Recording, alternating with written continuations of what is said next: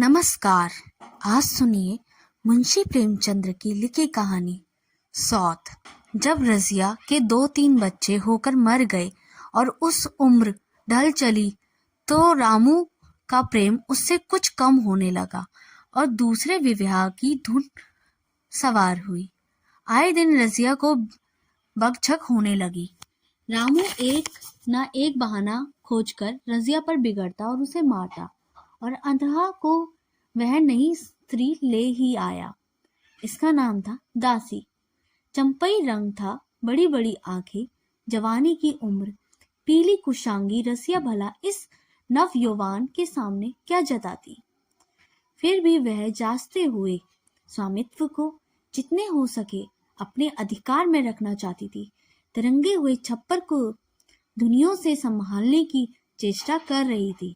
इस घर को उसने मर मर कर बनाया था, उसे सहज में ही नहीं छोड़ सकती थी।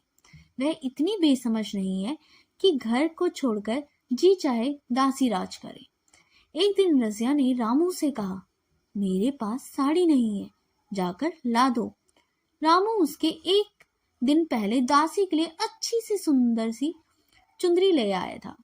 रजिया का मांग सुनकर बोला, मेरे पास अभी रुपया नहीं है।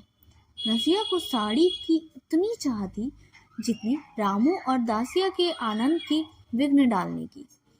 बोली, रुपए नहीं है तो कल अपनी चहेती के लिए चुंदरी कैसे ले आए? चुंदरी के बदले उसी दाम में 2 साड़ियां ले आओ तो एक मेरे काम ना आ जाती। रजिया ने कहा, तो मैं क्या करूं? मैं उसकी लोंडी हूं कि वह रानी की तरह पड़ी रहे और मैं घर का सारा काम करती रहूं। इतने दिनों छाती फाड़कर काम किया, उसका ये फल मिला तो अब मेरी भला काम करने आती है। मैं जैसे रखूंगा वैसे तुझे रहना पड़ेगा। मेरी इच्छा होगी रखूंगी, नहीं अलग हो जाऊंगी। जो तेरी इच्छा हो कर, मेरा गला छोड़ दे। अच्छी बात है, आज से तेरा गला छोड़ती हूँ, समझ लूंगी विधवा हो गई। रामू दिल में इतना तो समझता था कि यह गृहस्थी रजिया की जोड़ी हुई है। चाहे उसके रूप में उसके लोचन विलास के लिए आकर्षण न हो, संभव है कुछ देर बाद जाकर रजिया को मना लेता और दासी की कूटनीति में कुशल थी। उसने क्रम लोहे पर चोटे जमाना शुरू कर दिया। बोली, आज देवी की किस बात पर बिगड़ रही है? रामू ने उदास मन से कहा, तेरी चुंदरी के पीछे रजिया महाभारत मचाए हुए है। अब कहती है अलग रहूंगी। मैंने कह दिया, तेरी इच्छा हो तो रह ले। दासिया ने आंखें मटकाकर कहा, यह सब इसके नखरे हैं कि आकर मेरे हाथ पांव जोड़े, मुझे मनाए और कुछ नहीं। तुम चुपचाप बैठे रहो, 2-4 दिन में अपने आप में गर्मी उतर जाएगी। तुम कुछ बोलना नहीं। उसका मिजाज और आसमान पर चढ़ गया है। रामू ने गंभीर भाव से कहा, दासी, तुम जानती हो वह कितनी घमंडी है। वह मुंह से जो बात कहती है उसे करके छोड़ती है। रसिया को भी रामू से ऐसी कृतघ्नता की आशा न थी। वह जब पहले की सी सुंदर नहीं, इसलिए रामू को अपने अब उससे प्रेम नहीं है। पुरुष चरित्र में यह कोई असाधारण बात न थी, लेकिन रामू उससे अलग रहेगा, इसका उसे विश्वास बनाता है। यह घर की उसी से ना पैसा जोड़कर बनवाया है, गृहस्थी भी उसी की जोड़ी हुई है। अनाज का लेन देन उसी ने शुरू किया। इस घर में आकर उसने कौन कौन से कष्ट नहीं झेले। इसलिए तो मैं पौरुख थक जाने पर एक टुकड़ा चैन से नहीं खाएगी और पड़ी रहेगी। और आज वह इतनी निर्दयता से दूध में मक्खी की तरह निकालकर फेंक दी गई है। रामू ने इतना भी कहा, तू अलग नहीं रह पाएगी, मैं खुद मर जाऊंगा या तुझे मार डालूंगा, पर तुझे अलग ना ही होने दूंगा। मुझसे तेरा ब्याह हुआ है, हंसी ठट्टा नहीं हुआ है, जो अब रामू को उसी की परवाह नहीं है तो रामू को क्या परवाह करे। क्या स्त्रियां के पुरुष बैठे होते हैं, सभी के माँ बाप बेटे पोते होते हैं। आज उसके लड़के जीते होते तो मजाल थी कि यह स्त्री नहीं लाते और मेरी यह दुर्गति करते। इस निर्दयी को मेरे ऊपर इतनी भी दया नहीं आई।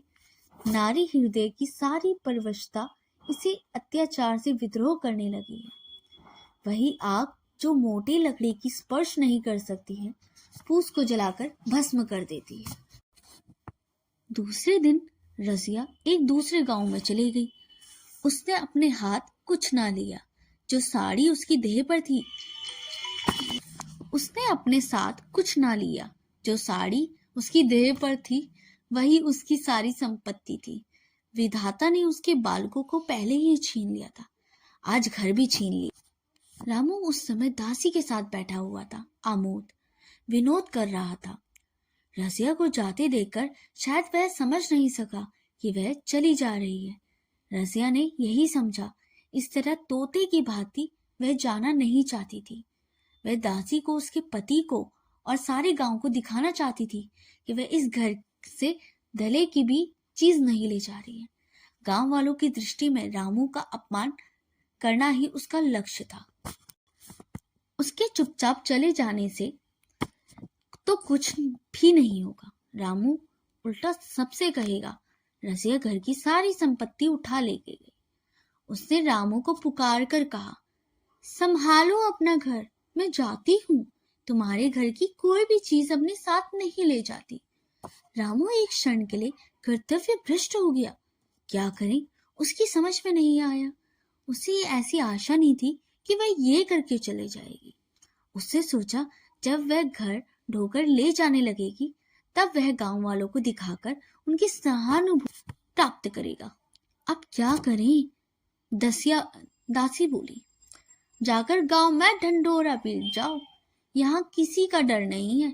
तुम अपने घर से क्या ही लेकर आई थी जो कुछ लेके जाओगी। रजिया ने उसके मुंह न लगकर रामू से कहा, सुनते हो अपनी चहेती की बातें, फिर भी मुंह नहीं खुलता।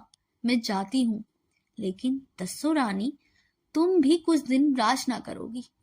ईश्वर के दरवाजे में अन्याय नहीं फैलता। वह बड़े बड़े घमंडियों को घमंड चूर कर देता है। दसिया ठाट कर हंसने लग गई, पर रामू का सिर झुक लिया। रजिया वहां से चली गई।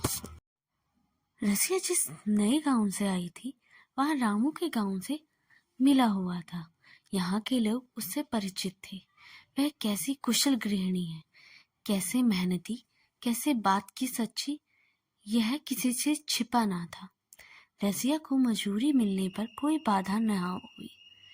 जो एक लेकर दो का काम करे, उसे काम की क्या कमी हो सकती है। 3 साल एक रजिया ने कैसे काटे, कैसे एक नई गृहस्थी बनाई, कैसे खेती शुरू की, कैसे बयाना करने बैठे, कैसी पोथे हो जाए, संचय के जितने मंत्र हैं, जितने साधन हैं, वे रजिया को खूब मालूम थे। फिर अब उसे लाग हो गई थी, और लाग में आदमी की शक्ति का वारा पार नहीं होता। गांव वाले उसका परिश्रम देखकर दांतों उंगली दबाते थे। वह रामू को दिखा देना चाहती थी कि मैं उससे अलग होकर भी आराम से रह सकती हूँ। अब वह पराधीन नारी नहीं है, अपनी कमाई की खाती है। रजिया के पास बैलों की एक अच्छी जोड़ी थी। रजिया उन्हें केवल खली भूसी देकर नहीं रह जाती थी, उनको 2-2 रोटियां भी खिलाती थी। फिर उन्हें घंटों सहलाती, कभी कभी उनके कंधों पर सिर रखकर रोती और कहती, अब बेटे हो तो पति हो या तुम ही हो, मेरी जाल अब तुम्हारे ही हाथ में है। 2 बैल शायद रजिया की भाषा और भाव समझते थे। वे मनुष्य नहीं है, बैल हैं। दोनों सिर नीचा करके रजिया का हाथ चाटकर उसे आश्वासन देते थे। वे उसे देखते ही प्रेम और उसकी ओर ताकते लगते थे। कितने हर्ष और कंधा झुलाकर वह जाव रखवाते थे और कैसे जी तोड़ काम करते थे। यह वे लोग समझ सकते थे जिन्होंने बैलों की सेवा की है, उनके हृदय को अपनाया है। रजिया इस गांव की चौधराइन है। उसकी बुद्धि जो पहले नित्य आधार खोजती थी, वह स्वच्छंद रूप से अपना विकास न कर सकती थी। अब छाया से निकलकर प्रौढ़ और उन्नत हो गई थी। एक दिन रजिया घर लौटी तो एक आदमी ने कहा, तुमने नहीं सुना चौधराइन, रामू तो अब बहुत बीमार है, सुना है 10 लंघन हो गए हैं। रजिया ने उदासीनता से कहा, जुड़ी है क्या? जुड़ी नहीं, दूसरा रोग है, बाहर खाट पर पड़ा है। मैंने पूछा, कैसे जी रामू तो रोने लगा। कह रहा बुरा हाल है, घर में एक पैसा भी नहीं है कि दवा दारू करे। दसिया के एक लड़का हुआ है, वह तो पहले भी काम धंधा ना करती थी और अब तो लटकोरी है। कैसे काम करने आया, सारी मार रामू के सिर जाती थी। फिर भी गहने चाहिए, नई दुल्हन योग कैसे रहे। रजिया ने घर में जाते हुए कहा, जो जैसा करेगा आप भोगेगा। लेकिन अंदर उसका जी ना लगा। एक क्षण में वह फिर बाहर निकल आई। शायद उस आदमी से कुछ पूछना चाहती थी, किस अंदाज से पूछना चाहती थी कि मानो उस कुछ परवाह ही नहीं है। पर वह आदमी चला गया। रजिया ने पूर्व पश्चिम जाकर देखा, वह कहीं ना मिला। तब रजिया द्वार के चौखट पर बैठ गई। इसे वे शायद शब्द याद आए जो उसे 3 साल पहले रामू के घर से चले जाते समय कहा था। उस वक्त जलन में उसने एक श्राप भी दिया था। वह जलन न थी, समय ने उसे कुछ शांत कर दिया है। रामू और दासी की हीन वासना अब ईर्ष्या के योग्य नहीं, दया के योग्य थी।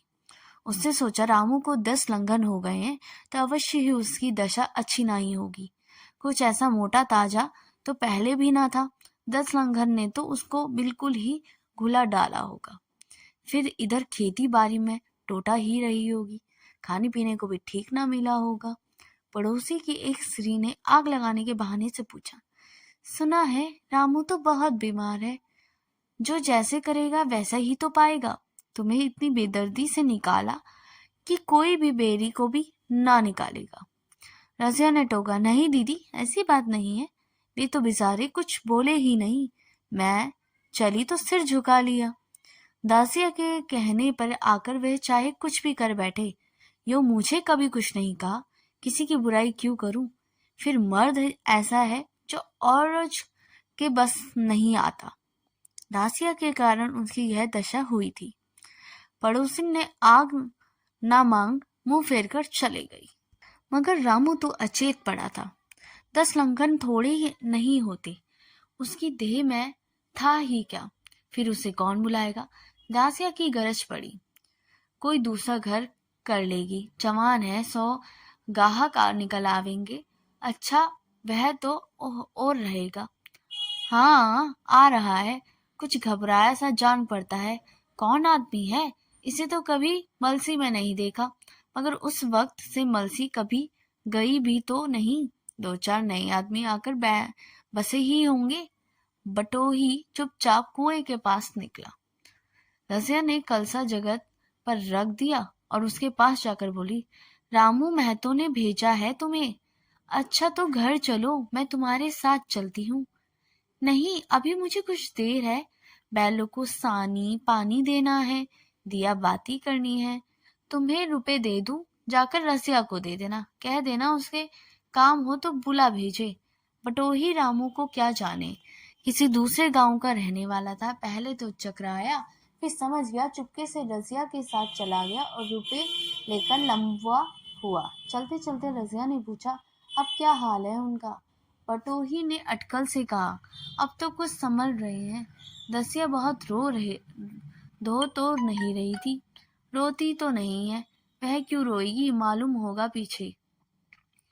बटोही चला गया तो रजिया ने बैलों को साना पानी किया, पर मन ही और लगा हुआ था। स्नेह स्मृति छोटी छोटी तारीखों की भांति मन में उत्तेजित हो रहा था। बार बार जब वह बीमार पड़ रही थी, एक यह बात याद आई कि 10 साल हो गए हैं। वह कैसे रात दिन सिरहाने बैठा रहता था, खाना पीना तक भूल गया था। उसके मन में आया, क्यों न चलकर देख ही आवे। कोई क्या कहेगा, किसका मुंह है जो कुछ कहे। चोरी करने नहीं जा रही हूँ, उस आदमी के पास जा रही हूँ जिसके साथ 15 साल ही हूँ। दसिया नाक सिकोड़े, मुझसे क्या होगा, मतलब। राजिया के किवाड़ बंद कर दिए, घर मजूर को सहेजा और रामू को देखने चली गई, कांपती झिकती क्षमा का दान लिए हुई। रामू को थोड़े ही दिनों में मालूम हो गया था कि उसके घर की आत्मा निकल गई है। वह चाहे कितना जोर करे, कितना ही सिर खपाए, कितनी ही स्फूर्ति नहीं आती। दासी सुंदरी थी, शौकीन थी, फुहार थी, पर पहला नशा उतरा तो ठाई ठाई शुरू हो गई। खेती की उपज कम होने लगी और जो होती भी वह उटपटांग खर्चा कर देती थी। क्षण लेना पड़ता था। इसी चिंता और शोक में उसका स्वास्थ्य बिगड़ने लगा। शुरू में कुछ परवाह नहीं की। परवाह करके क्या करता, घर में पैसे भी नहीं थे। अताइयों की चिकित्सा की बीमारी की जड़ और मजबूत कर दी और आज 10-12 दिन हो गए दाना पानी छूट गया। मौत का इंतजार खाट पर पड़ा करारा कर रहा था। अब वह दशा हो गई है जिसे भविष्य से निश्चिंत होकर अतीत में विश्राम करने के लिए सोचा था। जैसे कोई गीदड़ आग के रास्ते पाकर पीछे लौट जाता है। रसिया को याद करके वह बार बार रोता और दासी को कोसता, तेरे ही कारण मैंने उसे घर से निकाला। वह क्या गई, लक्ष्मी चली गई। मैं जानता हूँ अब भी बुलाऊं तो दौड़ी आएगी, लेकिन बुलाऊंगा किस मुंह से। एक बार वह आ जाती, उससे अपने अपराध की क्षमा मांग लेता, फिर मैं खुशी से मरता और लालसा नहीं थी। सहजा रजिया के आकर उसके माथे पर हाथ रखते हुए पूछा, कैसी जी है तुम्हारा? मुझे तो आज हाल मिला। रामू ने सज्जल नेत्रों से उसे देखा और कुछ कह न सका। दोनों हाथ जोड़कर उसे प्रणाम किया, हाथ जुड़ते ही रह गए और आंख उलट गई। लाश घर में पड़ी थी। रजिया रोती थी, दासिया चिंतित थी। घर में रुपए का नाम नहीं, लकड़ी तो चाहिए ही, उठाने वाले भी जलपान करेंगे। कफन के बगैर लाश उठेगी कैसे? 10 से कम का खर्चा ना था यहाँ। घर में 10 पैसे भी नहीं थे। डर रही थी कि आज गहने देने की आफत आ जाएगी। ऐसी कीमती भारी गहने देता ही कौन है? किसान की बिसात ही क्या है? 2-3 नग बेचने से 10 भी निकल जाएंगे। मगर और हो ही क्या हो सकता है? उसे चौधरी के लड़के को बुलाकर कहा, देवर जी, यह बेड़ा कैसे पार लगे? गांव में कोई धेले का भी भविष्य करने वाला नहीं है। मेरे गहने हैं, चौधरी से कहूँ इन्हें गिरा कर रख के आज का काम चला दे। भगवान मालिक है, रसिया से क्यों ही मांग ली थी। सहज रसिया आंखें पोंछती हुई आ निकली। कान में भनक पड़ी, पूछा, क्या है जोकू, क्या सलाह दे रही हो? अब मिट्टी उठाओगे या सलाह की बेला है? हाँ, उसी का सरंजाम कर रहा हूँ। रुपए पैसे तो यहाँ होंगे नहीं, बीमारी का खर्च हो गए होंगे। इस बिचारी के बीच मझधार में लाकर छोड़ दिया है। तुम लपक कर उसके घर चले जाओ भैया, कौन दूर है, कुंजी ले आओ। मंजूर से कहना भंडार से 50 रुपये निकाल दे। कहना ऊपर की पटरी में रखे हुए हैं। वह तो कुंजी लेकर उधर गया। दासिया राजू के पैर पकड़कर रोने लगी। वह नापे ये शब्द उसके हृदय में बैठ गए थे। उसे देखा, रजिया में कितनी दया है, कितनी क्षमा है। रजिया ने उसे छाती से लगाकर कहा, क्यों रोती है बहन? वह चला गया, मैं तो हूँ, किसी बात की चिंता न कर। इसी घर में हम दोनों उनके नाम पर बैठेंगी। मैं वहां भी देखूंगी और यहाँ भी देखूंगी। धाप भर की बात ही क्या है? कोई तुमसे गहने पाते मांगेगा तो मत देना। दयासा का जी तो होता कि सिर पटक कर मर जाए। इसे उसने कितना जलाया, कितना रुलाया, घर से निकाल कर छोड़ा। राजिया ने पूछा, जिसके रुपए हों सूरत करके मुझे बता देना। मैं झगड़ा नहीं रखना चाहती। बच्चा दुबला क्यों हो रहा है? दासिया बोली, मेरे दूध होता ही नहीं है। गाय जो तुमको छोड़ के चले गई है वह मर गई, दूध नहीं पीता। राम राम, बेचारा मुरझा गया। मैं कल ही गाय लाऊंगी, सभी की गृहस्थी उठा लाऊंगी। वह क्या रखा है? लाश से उठी रजिया उसके साथ चली गई। दाह कर्म किया, भोज हुआ, 200 रुपए खर्च हुए, किसी से मांगने भी ना पड़े। दासिया के जौहर भी इस त्याग की आंच में लगे निकल आए। क्लासीनता सेवा की मूर्ति बन गई। आज रामू को मरे हुए 7 साल हो गए। रसिया घर संभालते हुए दयासा का वह सौत नहीं, बेटी समझती है। पहले उसे पहनाकर अब वह पहनती है, उसे खिलाकर आप खाती है। जोकू पढ़ने जाता है, सगाई की बात पक्की हो गई है। इस जाति में बचपन में ही ब्याह हो जाता है। दासिया ने कहा, बहन गहने बनवा कर क्या करोगी? मेरे गहने तो धरे ही हैं। राजिया ने कहा, नहीं री, उसके लिए नए गहने बनवाऊंगी। अभी तो मेरा हाथ चलता है, जब मैं थक जाऊं जो करना करते रहना। तेरे अभी पहनने ओढ़ने के दिन है, तू अपने गहने रहने दे। नाइन ठकुर सो राती करके बोली, आज जोखू के बाप होते तो कुछ और ही बात होती। रसिया ने कहा, वे नहीं है तो मैं तो हूँ, वे जितना करते मैं उसका दुगना करूंगी। जब मैं मर जाऊं तब कहना जोखू का बाप नहीं है।